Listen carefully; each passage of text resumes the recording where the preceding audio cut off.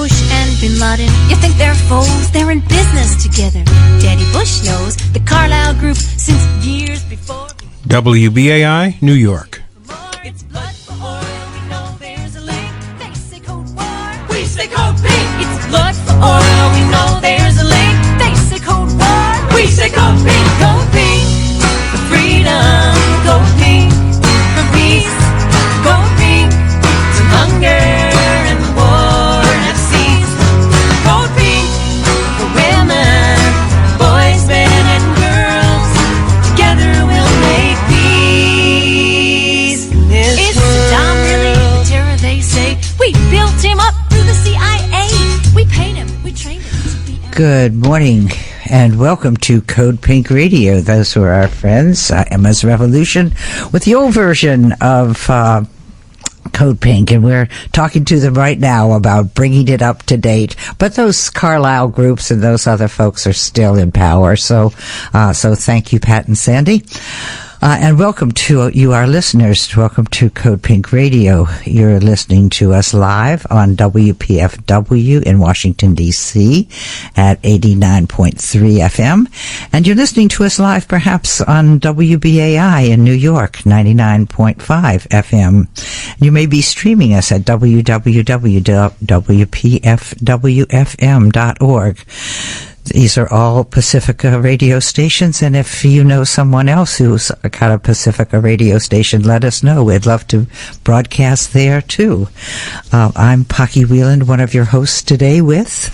And this is Teri Mattson, joining Paki, and Yanni, our wonderful intern from Howard. Hey, guys.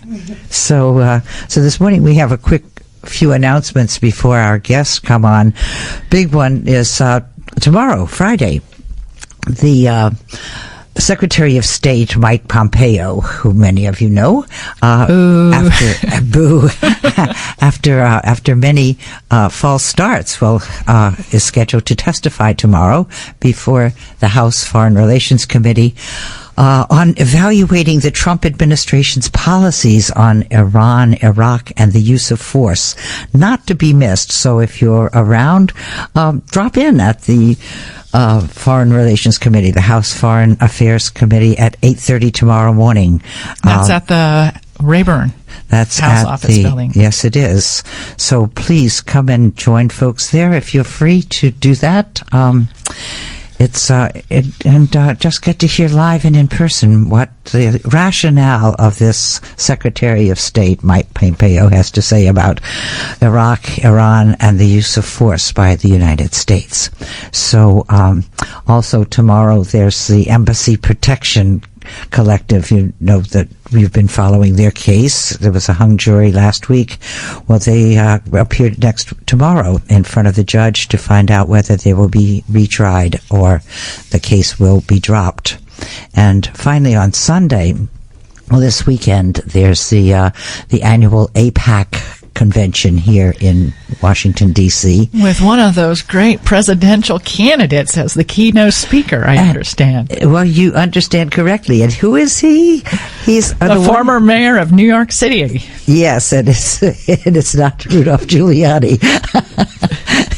So if you want to know more about this organization, this APAC, please join us Sunday evening at 7:30 at Busboys and Poets. There's a film, The Lobby, which will be showing, and a very interesting Institute for Policy Studies panel who will be talking after the film. So it's just another way to learn more about what the various ways our U.S. government interrelates with Israel and other nefarious governments. Anything else about that, you think? Well, I would just encourage everyone who's available to go and see this and learn a little more and then act on what you learn. Yeah. This is the biggest thing that we need to do. Yes. It's not just read and watch. We need to act on what we're learning. And as we were talking here in the studio before we went on air, there's so many things happening in this world. And we're not going to talk about the virus, not yet anyway, but we're going to talk about one of the big other issues, and that is the Muslim ban, and we're going to talk about the Muslim ban and particularly how it affects students who want to return to their studies here in the United States. And our guest right now is Azadeh Shahshahani, and we are so happy to welcome you to CODEPINK Radio and to hear about the work you're doing and how we might support you. Thank you very much for having me.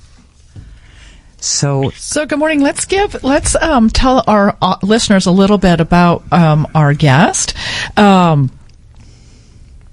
She is, excuse me just a moment. Let me put my glasses on. She's her project affiliations are legal and advocacy director at Project South. She is the past president of the National Lawyers Guild, and that is how I know you, Azadeh, is with that particular work. And then tell us a little bit more about what you're currently doing.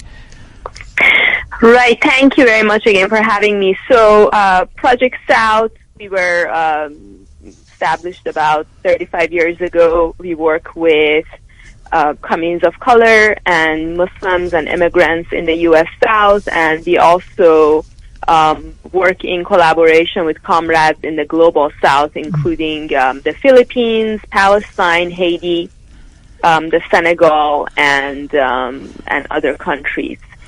And so, in regards to the difficulties faced by Iranian students in particular since the new year, I mean, we all remember January 2nd, the assassination of Soleimani and increased threats of a U.S. Attack on Iran.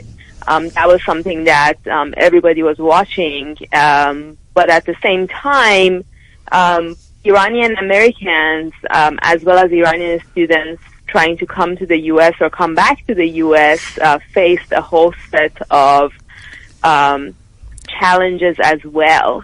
So up to this moment, there have been at least 18 Iranian students. There may be more that we haven't heard about or haven't heard from, who, after having gone through this very, very difficult, long, rigorous vetting process in order to get a visa. I mean, let's remember there's no U.S. consulate or U.S. embassy in Iran, so students who want to come to the U.S. to continue their studies, they have to go to Dubai or Armenia or Turkey, and they're just enormous expenses in order to apply to get a visa, and then it's a month-long process before their visa is approved.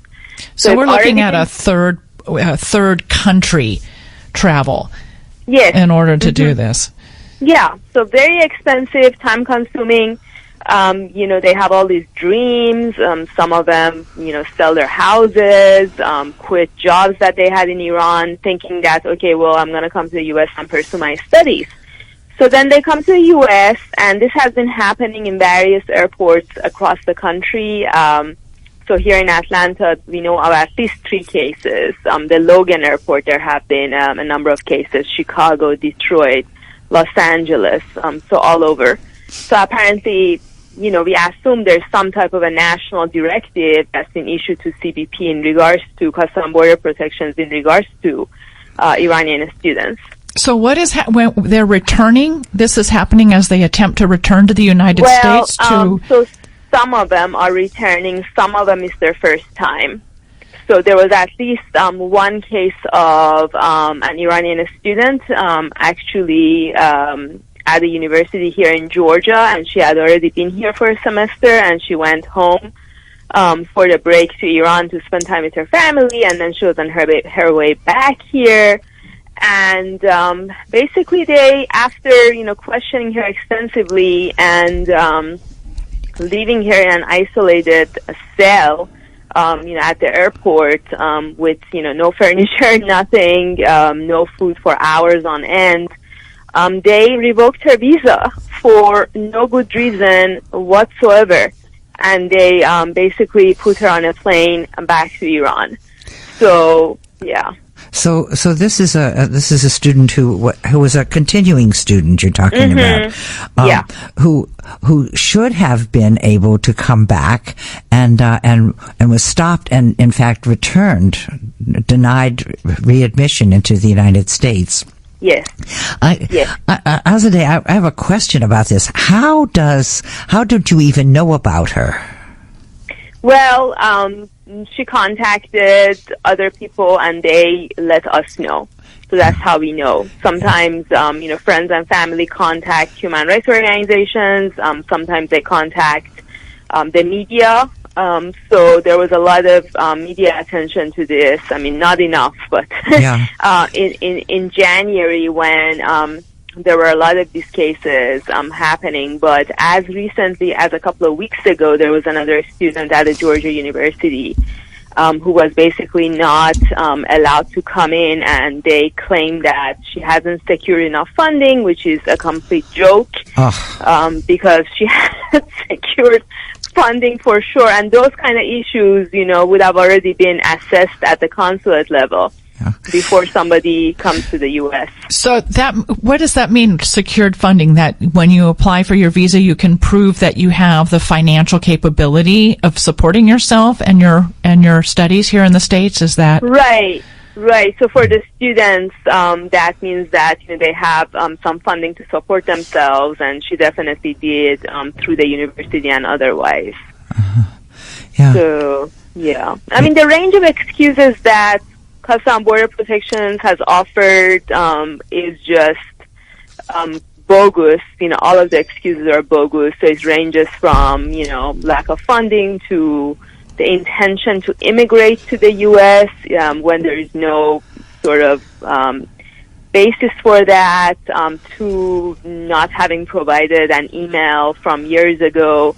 So it just seems that they're doing whatever they can to deny people entry, and that's not all of it, though. I mean, one of the most upsetting factors of this, to me, is how humiliating the treatment has been towards Iranian students. So there was at least one case, again, a student who was coming through the Atlanta airport. He was going to be enrolled at the University of Florida to pursue a PhD. So again, they came up with a bogus excuse to revoke his visa, and the flight that was going to take him back to Iran was not available. The return flight, that same route, wasn't going to be available for another couple of days. So they just decided to take him to a detention center, an immigration detention center. So they chained him, took him to a detention center. He was made to strip naked in front of the officers. He was waken up in the middle of the night and administered TB shots forcefully. And, imagine that you thought you were going to come to the U.S. to pursue your PhD, and all of a sudden you find yourself in a prison. It's like, why are we treating people like this? And the only thing that comes to mind is that the U.S. government is actively trying to humiliate Iranian students. Yeah, that's what I was really struck by when you talked about that, the humiliation, that it's bad policy on so many different levels, and it's an affront to the international laws, and that the United States can behave so punitively and really express this Islamophobia this way is just it's appalling. Mm-hmm. And Azadeh, my name is Ayanna. I'm a current Howard student, and just hearing about all the things in regards to the Muslim ban and how these students who are here who are leaving, and even how it affects students now, even at my university, not only with Muslims and people going back to Iran, but also just people in general. I've met several students who are foreigners, and they're scared to even leave to go visit their families. But in regards to all of that, I wanted to ask you if you could elaborate more on what you said in regards to applying for the visa, and how exactly do they prove that they have funding to maintain themselves in the United States? Is it because I know because Trump being in office and how a lot of foreigners can't get legal jobs here, is it they have to prove a source of income from back home and that they can use to live here, or how does that work? Mm-hmm. Yeah, so it varies, and it's just very case specific. And, for folks who, intend to go through that process, we highly recommend that they consult an immigration attorney just for, advice on the particulars. For a PhD student, normally there has to be proof that they have funding from their university, which in this case, that was in fact true.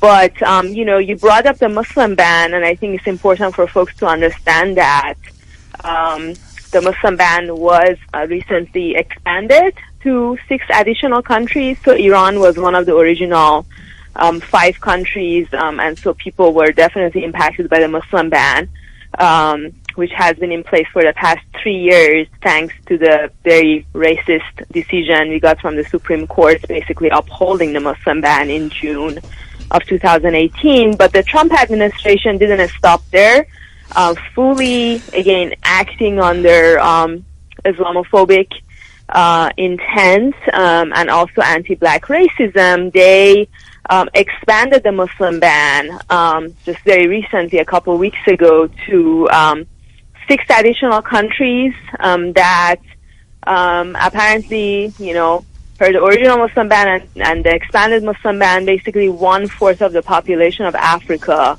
are now covered by the Muslim ban, meaning that they face some type of exclusion or another in trying to come to the U.S., which, the bigger picture is that this administration has a white nationalist agenda, and they're trying to control who comes here in terms of basically keeping out black and brown people from being able to come to the U.S. and pursue higher education or their dreams otherwise, or to reunite with family members. I mean, one of the cases, one of the students in Los Angeles, he was going to pursue a PhD, and then at the same time, his wife was already in Los Angeles. So his wife was waiting outside of the airport for many, many hours, not knowing what was happening, and then the next thing she knows, she gets a call from him saying, I'm so sorry. They are not letting me come. They're putting me on the flight back home. So just imagine, how that couple, what they thought, they're going to live together, study, and now what situation they're in right now. Right. And just another question I wanted to ask you is, have you heard of a lot of instances where students were able to prove that they had income from their universities, got here, and that income did not hold up its weight? Because, just being at Howard, I know, a lot of foreign students who, I'm not sure how that process goes because I'm not a foreign student, but, they don't have income to, maintain themselves. And for universities who may lack ability to supply housing to all students, it then becomes a fight of how do I get money to pay rent and stay here, and knowing that they can't leave. So have you heard of those instances, and do you know anything that can help those here while they're here? So I haven't in particular heard of instances like that. It wouldn't surprise me at all if that is happening. And if in fact people need support, then I think the community needs to step in and figure out how we can support our community members so they're not in a situation like that. Meanwhile, we're working to basically dismantle the entire racist system treating people like this. Yeah, and I know on the national level we are, and I'm curious to know what is being done to repeal the Muslim ban. Is there much organization? I know I've signed online petitions, but could you illuminate us? Yeah. So there is some ongoing litigation. So that's happening. On the legislative front, though, there is movement around the No Ban Act. So that is something that people should definitely look up. Figure out if your representative is a sponsor of that bill. If not, call them up and hold them accountable. Yes. That is something that Congress can definitely try to act on.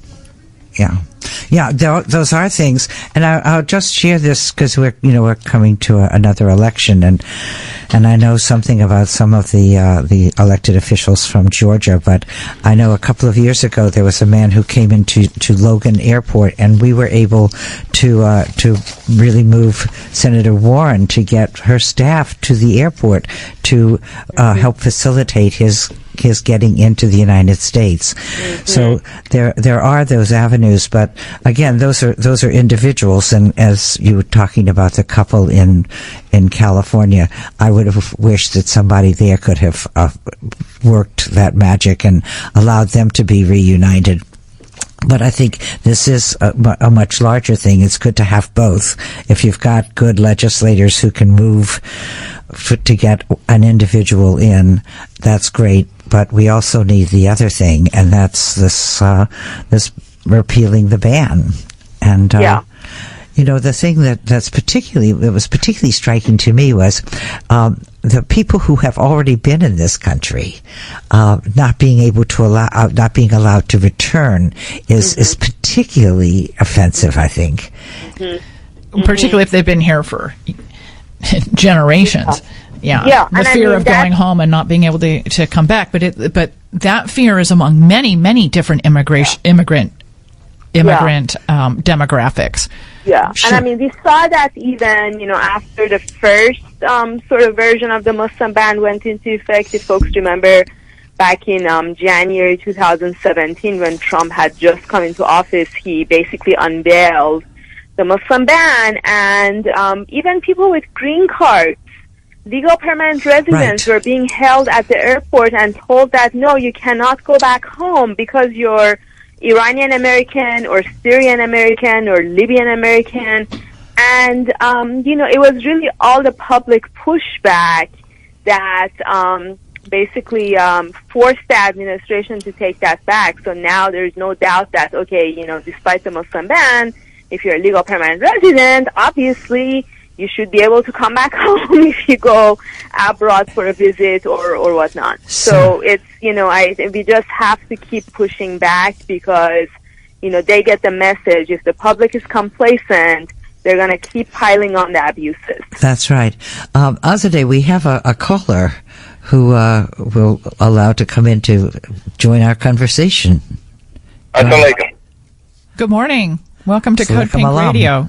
Yeah, well, assalamu alaikum. This is Brother Monty Leroy Thorpe. I just wanted to state that I'm a Muslim, but one thing I noticed about a lot of the immigrant Muslims coming to America, particularly the Arabs and the Persians, is that once they get here, they don't have nothing or that much to do with black Muslims. And I think what they do is do themselves a disservice. When you look at the Palestinians as well, they come over here, they start selling haram type of products like alcohol and tobacco. They get almost like they're basically intoxicated, socializing with European Americans. But we notice that they don't have nothing to do with us. So I guess once they start practicing the deen and start forming brotherhood and sisterhood with Muslims, and without color or race being involved, then perhaps they get a lot more support. Well, thanks for your call. Yes. So color and race, that issue bleeds into all religions in my experience, and I'm very pleased that you called in and shared your personal thoughts on this. I'm not sure. If I could just respond to that very quickly, I really appreciate the caller making the comments. Anti-black racism is very real. Unfortunately, in immigrant communities, and I say that as an Iranian American immigrant myself, and so that is an issue that our organization, Project South, is definitely trying to address as we work with Muslims, immigrants, black folks, and communities of color across the U.S. South. So if you do live in the U.S. South, you're interested in working with us on these issues, definitely reach out. There's also another organization in California called the Muslim Arc, led by black Muslim women, also similarly trying to dismantle anti-black racism in our communities. And what are the websites for those two projects? So Project South is my organization, is projectsouth.org. And the Muslim Ark, unfortunately, I don't know the website, but if you just Google the Muslim Ark, I'm sure it's going to come up. Yeah. So I think that's really great that you're just grabbing that issue front and center and attempting to deal with it, because, you know, the ethnic and racial demographic plays through all religions. And so this is such a great proactive thing that you're espousing, Azadeh. I think that's terrific. Can we talk about while we're talking about ethnicity, racism, and, you know, earlier in our conversation, you said this Muslim ban is really about the exclusion of black and brown people, and the countries that you have mentioned are all, I think, with the exception of Haiti being Caribbean, everyone or just north of the equator, all the countries are global south. Is that correct? And I wonder how much of this we can attribute not just to fear, persecution of people practicing Islam, but does any of this fear, migration control, have a connection with climate change in the global south? Just in terms of people kind of leaving their countries because migration. of the impact of... Because it is exacerbated in the global south at this point. I mean, definitely, for sure. So I'm not really, I'm not an expert on climate change, but I think it's a really important conversation to have. And I think in all of this, when you're talking about migration and forced migration, as people living here in the U.S., we always have to ask, what is the role of the U.S. government in creating the conditions that force people to leave their homes and have to seek refuge in this country, because, immigration or migration is a very difficult experience. So you have to just look at even, speaking of now, the U.S. role in the Saudi bombing of Yemen, et cetera, et cetera. It goes on, the list goes on and on and on. So that is also why, the issues of U.S. imperialism and forced migration are very much related. So, Azadeh, we have another caller that's joined us. Do you have time for another question? Please. Yes, good morning, Azadeh. That's a beautiful name. Thank you very much. My daughter's name is Shahzadeh. She's a middle schooler. But I wanted to first thank you personally for your intellectual honesty when it comes to race. I want to thank the prior caller for calling in and mentioning about how, unfortunately, a lot of the Muslim communities, when they get to this country, they tend to want to isolate, in particular, African Americans, and they are really doing themselves a very serious injustice to themselves when they do that, because we are true allies. And also the young lady who, I think she's at Howard University, I love how she contributes to the conversation and the questions that she asks. But I don't know, I did feel a little bit disappointed when the caller mentioned that oftentimes African Americans are seem to be excluded, how the other person on the line seemed to want to gloss over it. And I'm glad that you brought the attention of that question of the caller back to the conversation and addressed it. So I wanted to thank you for doing that. Yeah.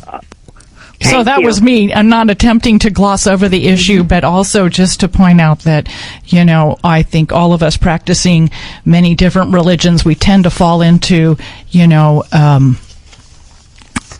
do see it in varying forms in many religions, but I think it's particularly important that we had both of our callers today pointing this out. And Azadeh, you have just been fantastic in your contribution this morning. And I think I'd just like to add that the powers that be do everything in their power to divide and conquer us. So thank you both for raising these issues, and thanks to the prior caller. Yes. And also, thank you for the compliment. I just want to add that I just think it's big on all of our parts to understand that if we don't go through things personally, then we necessarily can't speak for the groups that go through them personally. Like, I know, like, I'm not Muslim, so I don't know what it's like in terms of Muslims from other countries and and just the separation that they have from black community when they come here. But I know the separation that the black community has in America and from, other races already dwelling here. So I think it's just very important that the things that we go through, that we are alluded to speak about, but the people that don't go through them, it's kind of just like, it's best that we try to understand before we speak on it. So I don't necessarily think that my how do you say, this co-worker was basically trying to brush over it, but maybe, I guess it was good that she was able to give the floor to Azadeh to kind of speak on it, and she was able to kind of bring light and awareness to the situation since Azadeh is more fully aware of it. Great. Well done. So thank you both. Thank you, Azadeh, for being with us, and thank you, second caller. The phone calls are always so wonderful to hear what the listeners are thinking. They certainly are. Thank you very much It is for so having great. me. So, and we'll stay in touch and Okay. continue to work to repeal this Muslim ban. Definitely. Thank you so much. Okay, thank you. Bye-bye. Listeners, you are listening to CODEPINK Radio, and you're listening to us on either WPFW in Washington, D.C., or WBAI in New York City. You may be streaming us at www.wpfwfm.org.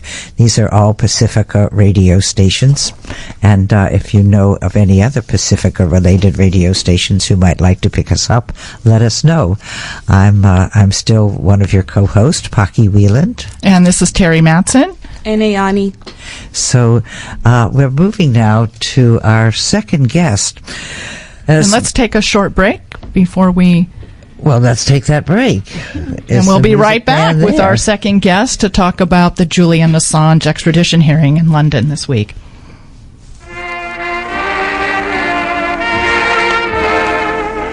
Happy 43rd birthday to your station for Jazz and Justice, WPFW.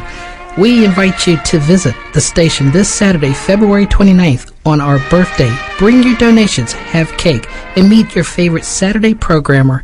Our doors will open from 10 a.m. until 4 p.m., and we hope that you will come and celebrate with us. WPFW, your station for Jazz and Justice, serving the collective need and the imagination of the community. Happy birthday to you.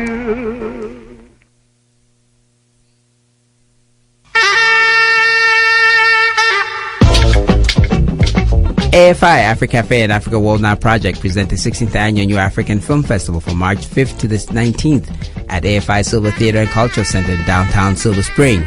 This year's festival features 39 films for 25 countries, 40% directed by women, and 12 North American and/or U.S. premieres, bringing the best in contemporary African cinema to the Washington, D.C. area. The program opens on March 5th with the acclaimed Ethiopian historical drama In Chain, featuring a Q&A with filmmaker Mog Tasefe. Other highlights include Burkina film Deyrance, featuring Haitian-American superstar Jimmy Jean-Louis, My Friend Fela, an award-winning documentary about Nigerian music legend Fela Kuti, and also Urban World Jury Prize winner The Ghost and the House of Truth, produced by Nalu Mbogo Ego Bayo. The festival closes with a new restoration of Tunisian director Farid Bohedi's landmark survey of African cinema, Caméra d'Afrique, which was first screened at the 1983 Cannes Film Festival. And returning for its 5th year on Saturday, March 7th, the African Marketplace, where attendees can shop local vendors selling African home goods, clothing, jewelry, books, and art. Explore the diversity of new filmmaking from Africa at the 2020 New African Film Festival. Tickets and full schedule are at afi.com/silver. That's afi.com/silver. WPFW, serving 100% of the 99%. Let's talk to Joslyn. Joslyn, who is here in D.C. right now. Joslyn, are you on the air? Joslyn, Yes. Yes. So Joslyn, I want to welcome you to CODEPINK Radio, and to hear from you what kind of activities have been going on in Washington D.C. in support of Julian Assange.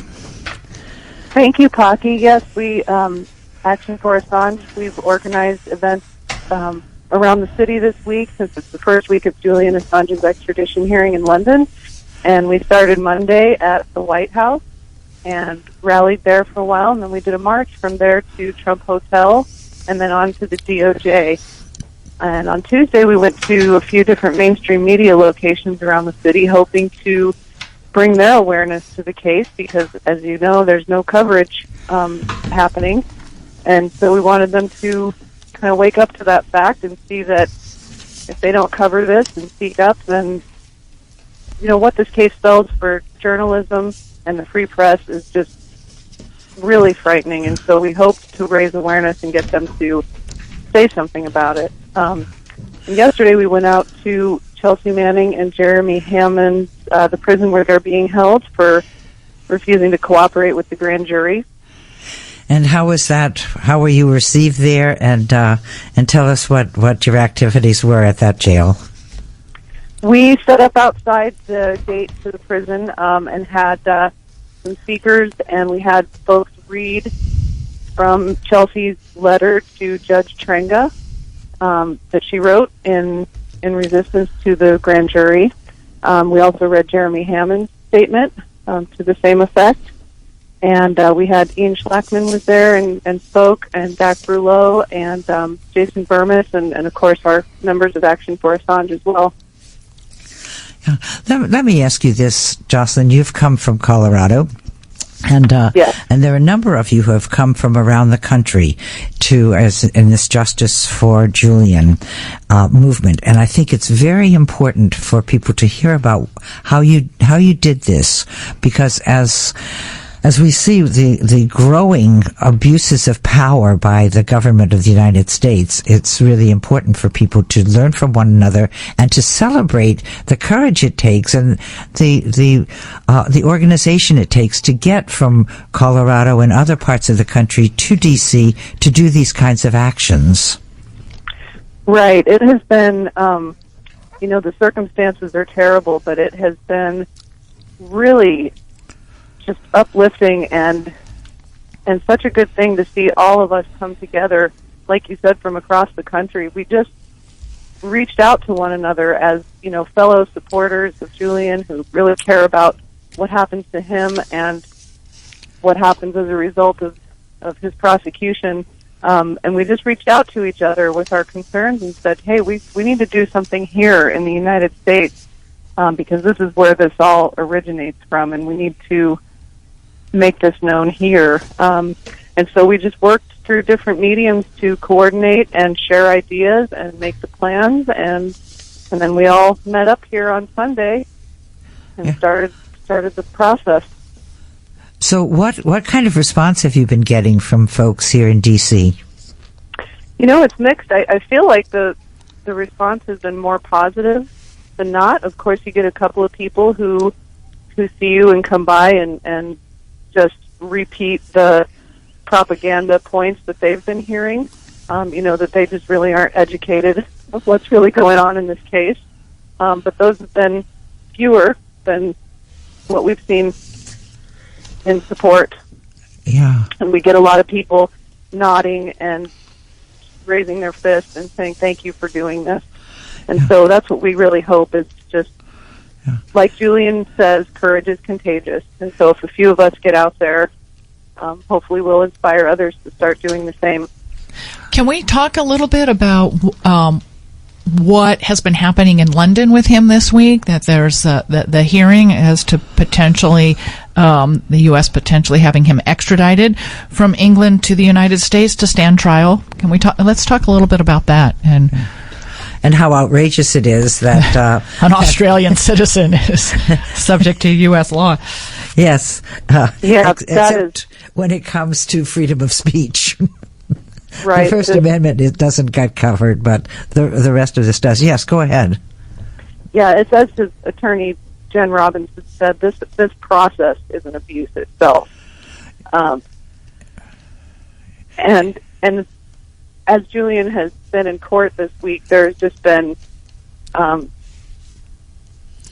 it's just been a travesty. He's being kept in a bulletproof container at the back of the courtroom with guards on either side of him. He can't hear the proceedings. He can't participate in the proceedings. He said that he's as much a participant in his hearing as a spectator at Wimbledon. He just is, watching his fate play out and not be able to have a part in it. Yeah. And he was, the first night of the hearing, he was removed from his cell and moved 5 different times. He was handcuffed 11 times. He was strip searched twice. He had his legal documents taken away from him.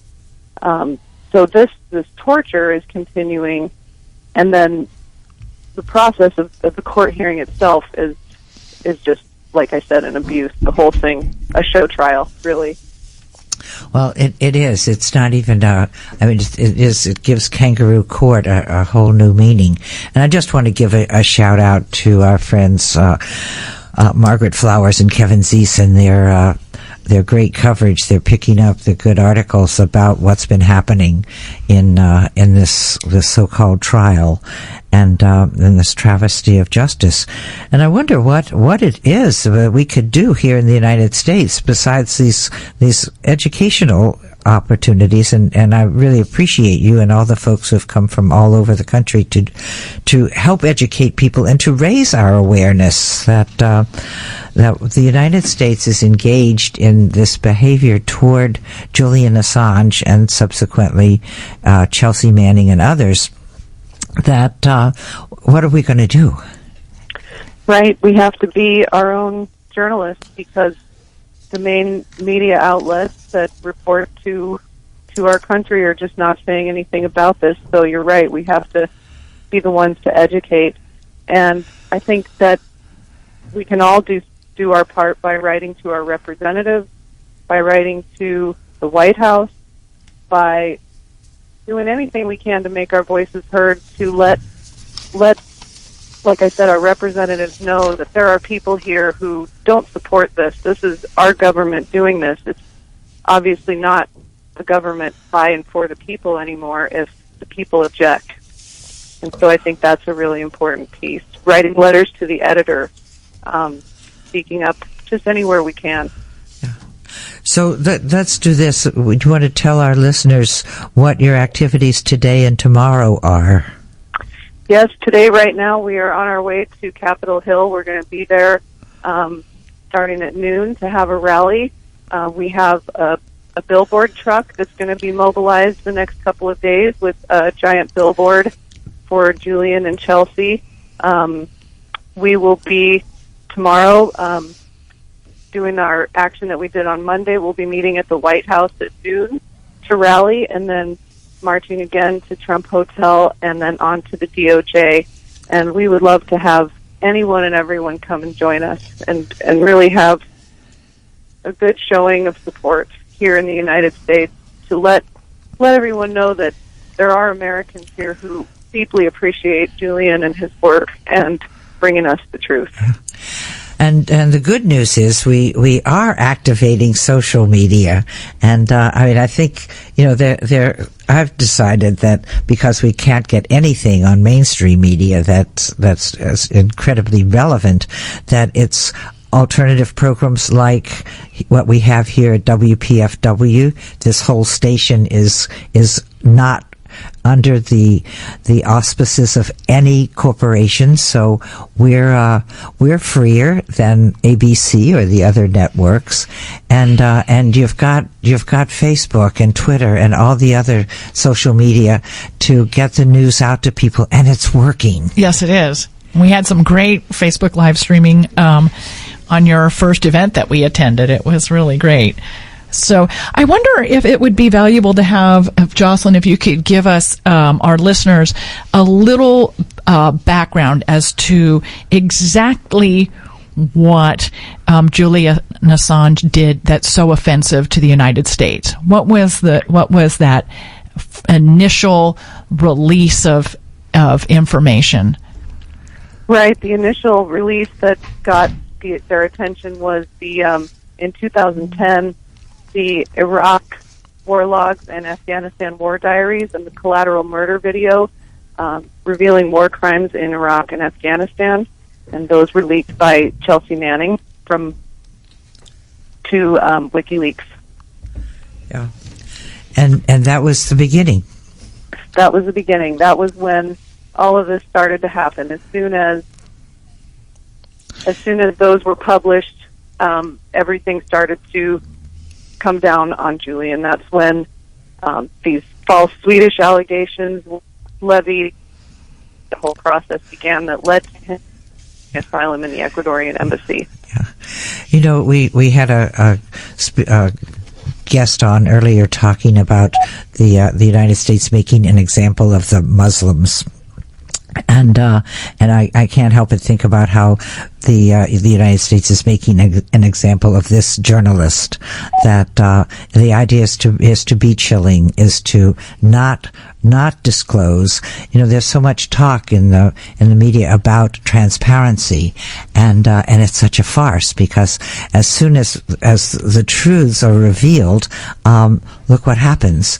We've got Julian Assange at this crazy hearing, this kangaroo court. We've got Chelsea Manning sitting in jail here, and let's not forget Mr. Snowden, who is thinking about Snowden. You were just thinking about Snowden, yes. I guess it's very similar. Just like an example of, like, if we want it hidden, keep it hidden. Like, don't put our business out there. And, like, although we're a democracy, you know what I'm saying? Like, it's kind of like a sense of, like, totalitarianism in the little slightest. Yes, yeah, it certainly is. That's exactly right. Yeah, and these are heroes. These are people sticking their necks out and risking everything to make us aware of what's going on. They're heroes. It's really a service to humanity that they've done for us.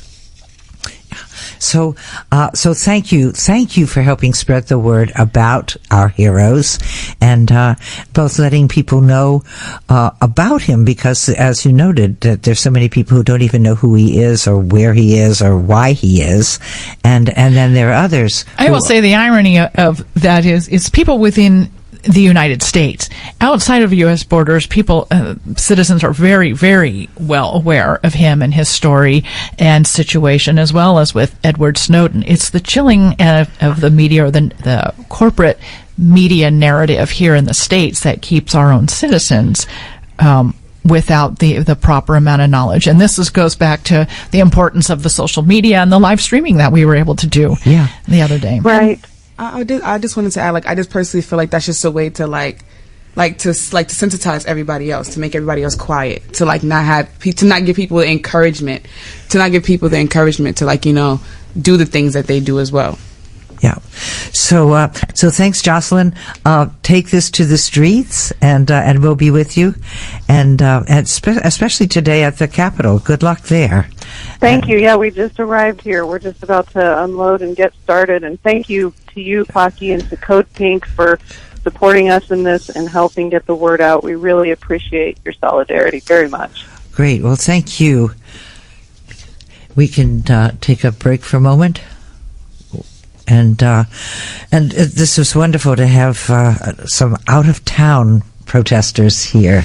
Well, see, this is what we were talking about earlier, how people reading the news and seeing the news, and acting on what they're seeing and hearing. Yeah. So thanks for joining us. I want to just go back for a couple of minutes to other things that are happening this weekend, because I think it's really important. We have been talking about this, the AIPAC, the American-Israeli cohort, who put so much money into their lobbying efforts to keep Israel in the forefront, and they're going to be meeting. Their convention is at the convention center here in D.C. from Sunday through Tuesday. Yeah, March 1 through 3rd. And I think it's telling that for years, CODEPINK had a presence there. We were very much in opposition. We raised issues. We had a gauntlet trail of shame as different members of Congress and the Senate processed into the banquet, probably the rubber chicken banquet, to shout at them, shame, shame. And what's happened over the years, this education process, this reminder to people of what AIPAC actually is. We've got every one of the presidential, Democratic presidential runners, with one major exception, refusing to go. Mr. Sanders is refusing to go. Yes. Has overtly stated that. Yes. Well, Elizabeth Warren started the ball, and now even Amy Klobuchar and Mr. Buttigieg, Mr. Mayor. Isn't that amazing? Yeah. So I said, I don't know what Mr. Steyer is doing, and I actually don't know what Mr. Biden is doing. Is he going to the AIPAC or not? We know Mr. Bloomberg is. Well, actually, he is, because he's the keynote speaker. It's quite astounding what's happening this go round. Now, you're young. This is the first time you'll be voting, perhaps? Yes. And this is Yanni that I'm asking that question of. So, what do you make of the electoral process in the United States, Yanni?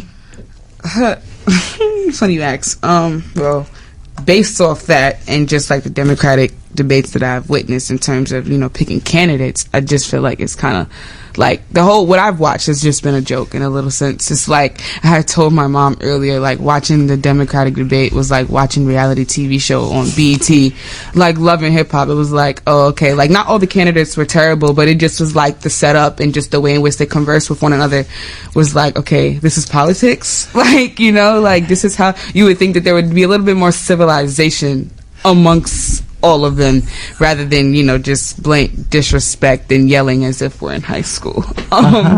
But it was interesting, especially since I'm just getting into the political world and just educating myself more about its importance, how it affects me and my community members and my family also. It's very interesting. It's very intriguing to just see people's rationales for their reasons for putting policies into effect, and makes me question a lot of people's humanity. But yeah.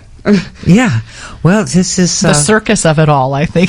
Yeah, right. Exactly. A very astute observation. Yeah.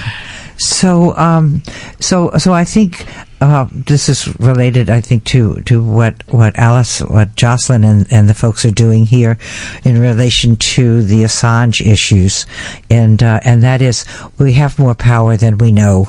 That look what's happened at AIPAC over just a few years, that we've actually changed the narrative, that going to AIPAC isn't the ho-hum thing that Congress people and senators had to do, but they're refusing to do it. A lot of them are, and I think it's encouraging to me, because so often I can feel too much. We're not moving fast enough. We're not moving hard enough.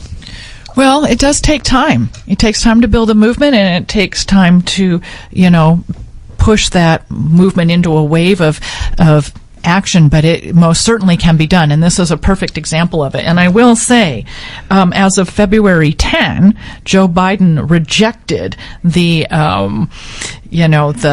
pressure to not attend AIPAC, and so as far as we know, he's still planning on being there. So, we'll see about that, and so it'll be after the big election in South Carolina. Any final words, Yanni? Just simply the fact that since I'm getting more into politics, I also want to let anybody else who's listening, especially my community, people of color, to just make sure they don't fall for the fluff, because I notice in the Democratic debates, a lot of the candidates, not all, but a lot of them are having a lot of black appeals and trying to just get the black audience to vote, because that is a very major determining factor, and just not to fall for the fluff or the commercial campaigns, but to also just do your research and make sure you know what policies you stand for and who's on your team. That's the key word, vote policy. Vote policy. So thank you for sharing this hour with us, folks. You've been listening to Code Pink Radio, and we'll be back next week with more views and it's great Follow up having from you. Super Tuesday. Yes, well, no, it's Super Tuesday. Tuesday is the 3rd, yeah? It is the 3rd. Yeah, oh my next- goodness! yeah. Wow. Wow, can you believe it? It's like we're looking at March next week already. Yes. So join us for the to learn more about the lobby and what we did to help work against it and how it's still a big deal. Thanks and goodbye. Bush and Bin Laden, you think they're foes? They're in business together. Daddy Bush knows the Carlyle Group since years before been raking in billions and itching for more. It's blood for oil. We know there's a link. They say Cold War. We say Cold Pink. It's blood